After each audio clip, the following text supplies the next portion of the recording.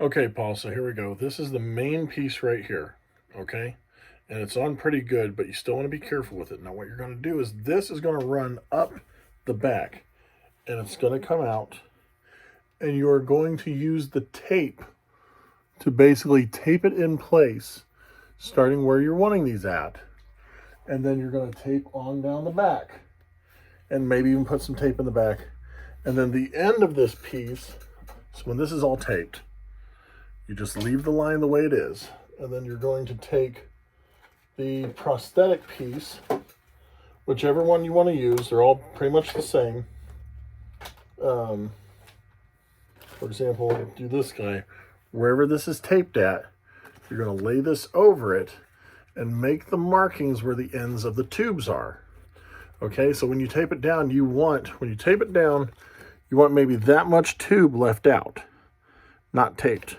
Because you're going to make the small little cuts inside of here so that when you're getting ready to apply it to the person's neck, these tubes can fit out. I would not pre-cut these because prosthetics are going to fit differently on different people. That's why you want to get these on first, and then you want to fit it. And that's why I made it as big as it is, because when you go to fit it on her neck, you might need to cut some of this down, cut it down here. But I also have it so that it's sticking to itself. It's really sticky. But I have it too so that this is long enough, and I'm hoping the person's neck is not as large as mine because I got a pretty thick neck, so that this will wrap almost to the back. So you can cover up as much as the hoses as possible, and you can cut this down on each side. So you'll spirit gum it, blend it, whatever you need to do. Hopefully, like you said, the one girl said she's had 8 years experience in special effects, so she should know what's going on. And that's when you will be ready to do the effect itself. Now I have this. It is a 60 milliliter tube, blood tube. Now I am sending you 4, actually. The reason why I'm sending you 4 is because we're going to have, each of these are going to be filled, right? So you're going to get your blood source, pull it. Now, you'll have this. You'll fit this onto, and you'll prime it. You'll pump the blood in, and you'll see the blood run through the hose, and you'll get it to where you see it come. As soon as you see it go disappear into the back of the person's shirt, you will kink it, remove that, grab the second one out of the bag, put it in, make sure it's tight, and it will be, well, after you draw the blood, so it'll be all the way drawn. And then when you're ready, action, you go to make the move, and if you hear it, you can already hear the air coming out. So the air is coming out, so the air is coming out very quick.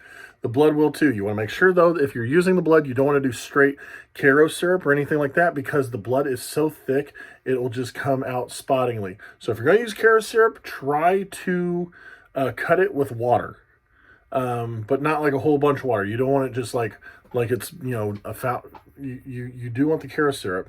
Make the mix, but put some water in with it to cut it, to thin it up a little bit so it actually flows better.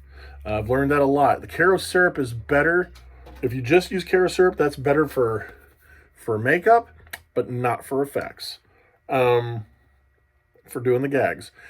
Now, when you're done with that one, you're going to take this piece.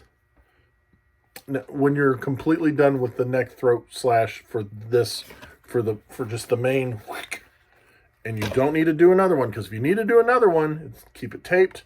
You're going to have to peel this off.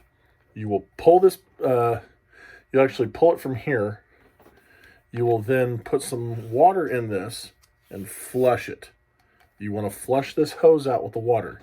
So when they are done with that and you're going to the next prosthetic neck shot, you're going to pull this one right here, and this itself is just going to run up the back of the shirt to either this side or this side, which I don't know which jugular slash you're doing. And I have that prosthetic piece somewhere.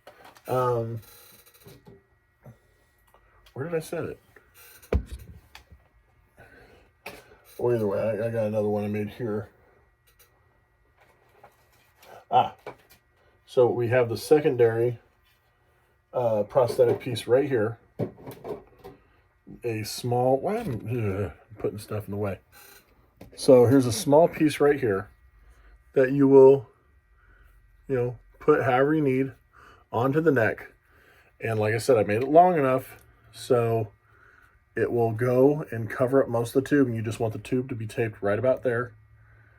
And then the same thing, lay it, mark it, notch it. So you'll need a pair of scissors or some kind of a blade just to make a small enough notch in this area, probably around the corner, so that you can fit the tip of the blood hose through it, and do the same thing, rinse and repeat. Prime it, get some blood in it. Like I said, you're getting 4 of these. Each tube is going to be specific, so, and each one is 60 milliliters, which is more than enough to get that effect out. And like you said, you don't want them to, I just set it down and now I can't find it. This is my life. Oh yeah, you don't want them when they're ready and you're like action, they go to do it. You don't want them to try to push as hard as possible. With the liquid in there, it's different than air. You could be pushing it and pop out of here. It could pop out at the end and blood goes everywhere except for where it needs to go. And if they didn't adhere it well enough, you'll see it bubble, and you don't want to see the wound bubble. So you want to do a squeeze kind of like when it's ready and primed, you want to kind of just do that's enough. That's enough of the effect to get it all out, because there's already going to be blood hoses in there. So you really don't need more than that. That's going to, because when that throat gets slit, they're not just going to be sitting there going, and they're not going to do a soliloquy. It's going to be slice, blood, blood, blood, blood, hit the ground. So there's that. And like I said, with the side, you don't need the, I got 20 feet of it. You don't need these two. So you just got to pull that and use this piece, stick it. But when you pull this, I would say still go ahead, flush it out with water so that nothing dries in the tube in between adding it, so that you don't have a blockage. Because if you get a blockage, the tube is useless. So yes, when you're done with the take and everything is fine, get some warm water, pull the warm water, put it on the end of this, push it out, flush everything out of it, and then get ready for the next effect. Hopefully this is enough to help you out. Paul, good luck. I hope everything goes well. I'm sorry I cannot be there, but I'm sure that with what I've given you and the info that you're getting here, as well as what I sent you in the voicemails, will work out. So good luck.